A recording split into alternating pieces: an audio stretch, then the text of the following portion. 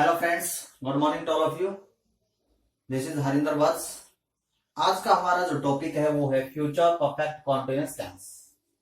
देखिए, two tenses का combination है फ्यूचर परफेक्ट और फ्यूचर कॉन्टिन्यूअस।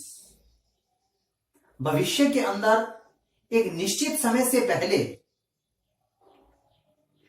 घटित किसी काम के बारे में इस टेंस के अंदर बताया जाता है। कुछ काम खत्म हो चुका होता है और कुछ काम फ्यूचर के अंदर जारी होता है। यदि हम इसके हेल्पिंग वर्ब और मेन वर्ब कि किस प्रकार से कौन सी हेल्पिंग वर्ब यूज होती है, कौन सी मेन वर्ब यूज होती है, उसकी तरफ चलें तो फ्यूचर परफेक्ट कॉन्टिन्यूअस टेंस के अंदर shall, will plus have plus been plus verb की फर्स्ट फॉर्म प्लस आईएनजी का यूज होता है। देखिए, जो समझने की इस टेंस के अंदर बात है, जो इस टेंस के अंदर जो मेन वर्ब है वो केवल और केवल शैल और विल है, जो कि अकॉर्डिंग टू सब्जेक्ट यूज किया जाता है। जो हैव और जो बीन है वो क्या है? पार्टिकल हैं। क्या है? पार्टिकल हैं। और जो मेन वर्ब है वो वर्ब की फर्स्ट फॉर्म प्लस आईएनजी होती है, जो कि कॉन्टिन्यूअस टेंस के अंदर उसकी कॉन्टिन्यूटी को शो करने के लिए यूज होती है। कई बार ये कंफ्यूजन होता है कि जो मेन वर्ब होती है शैल या विल, जो अकॉर्डिंग टू सब्जेक्ट यूज होता है प्लस हैव, इसके अंदर हेल्पिंग वर्ब के अंदर इस टेंस में हैव इंक्लूड नहीं होती। हैव एक पार्टिकल है, मेन वर्ब शैल और विल होता है। देखिए, यदि हम इसके जो सेंटेंस स्ट्रक्चर होता है, जो कि बहुत ही इंपॉर्टेंट होता है, बच्चों को यहां पर कंफ्यूजन रहता है। यदि हम सिंपल सेंटेंस के स्ट्रक्चर की तरफ चलें, सब्जेक्ट प्लस शैल या will plus have plus been plus verb की first form plus ING plus from और फॉर प्लस इसके बाद क्या यूज होता है? Future time. क्या यूज होता है? फ्यूचर टाइम या फ्यूचर टाइम को डिनोट करने वाला कोई वर्ड। ध्यान से समझने की कोशिश कीजिए। सब्जेक्ट शैल और विल, हेल्पिंग वर्ब हैव और बीन जो है पार्टिकल है, मेन वर्ब है, वर्ब की फर्स्ट फॉर्म प्लस आईएनजी है। अब यहां पर चेंज आ रहा है। हमने प्रेजेंट परफेक्ट कॉन्टिन्यूअस और पास्ट परफेक्ट कॉन्टिन्यूअस में क्या पढ़ा था? सिंस और फॉर पढ़ा था। लेकिन फ्यूचर टेंस में हम क्या पढ़ रहे हैं? फ्रॉम और फॉर। सिंस की जगह पर क्या यूज कर रहे हैं? फ्रॉम यूज कर रहे हैं, क्योंकि सिंस के बाद हमेशा पास्ट टेंस यूज होता है। लेकिन इस टेंस में सिंस और फॉर के बाद क्या यूज होगा?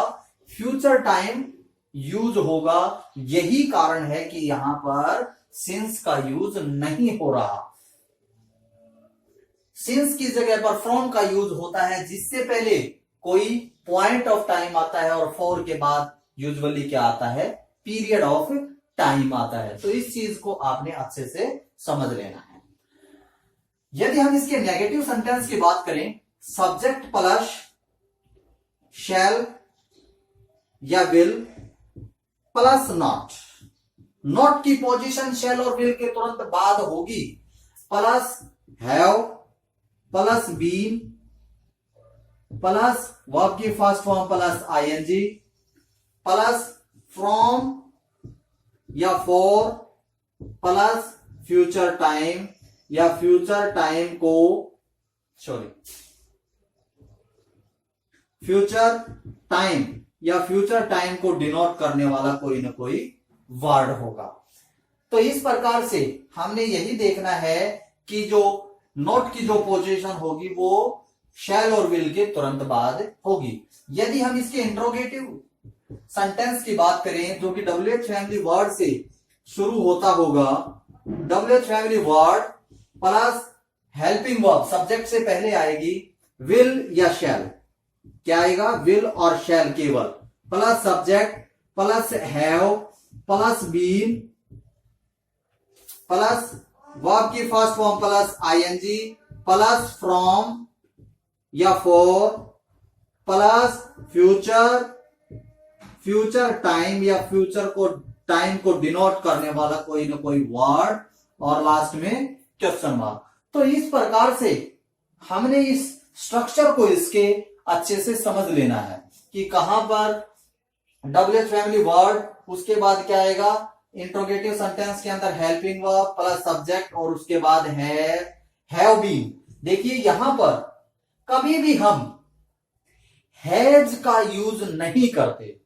हमारे को यहां पर क्या सब्जेक्ट है, कौन सा सब्जेक्ट, फर्स्ट पर्सन है, सेकंड पर्सन है, थर्ड पर्सन है, हमने शैल और विल में से अकॉर्डिंग टू सब्जेक्ट चूज करना है, ना कि यहां पर हमारे पास कोई भी सिलेक्शन का चांस नहीं है कि हम हैज और हैव में से चॉइस दें। फ्यूचर परफेक्ट कॉन्टिन्यूअस में हमेशा और हमेशा यहां पर हैव यूज होता है, कभी भी हैज का यूज यहां पर नहीं होता। यदि हम इसके एग्जाम्पल की तरफ चलें, देखिए ज्यादा इसके अंदर रूल नहीं है, इसी फॉर्मेट को हमने अच्छे से समझ लेना है। Karan will have been working, Karan will have been working here from 15th August 2010।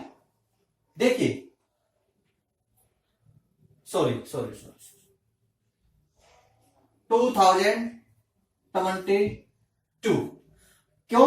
क्योंकि ये फ्यूचर का टाइम, मैंने क्या लिख दिया था पास्ट का टाइम, लेकिन पास्ट का टाइम गलत होता है क्योंकि हम फ्यूचर परफेक्ट कॉन्टिन्यूअस टेंस कर रहे हैं। तो यहां पर क्या होगा, फ्रॉम या फॉर का यूज होगा। यहां पर फ्रॉम का यूज हुआ क्योंकि ये क्या है, हम पॉइंट ऑफ टाइम यहां पर यूज कर रहे हैं, यहां पर पॉइंट ऑफ टाइम यूज कर रहे हैं, और जिसके कारण यहां पर किसका यूज होगा, फ्रॉम का यूज होगा। तो यहां पर कारण अकॉर्डिंग टू सब्जेक्ट शैल या विल में से क्या आएगा, विल होगा plus have plus been plus verb की फर्स्ट फॉर्म प्लस आईएनजी। यदि हम सेकेंड एग्जाम्पल की बात करें,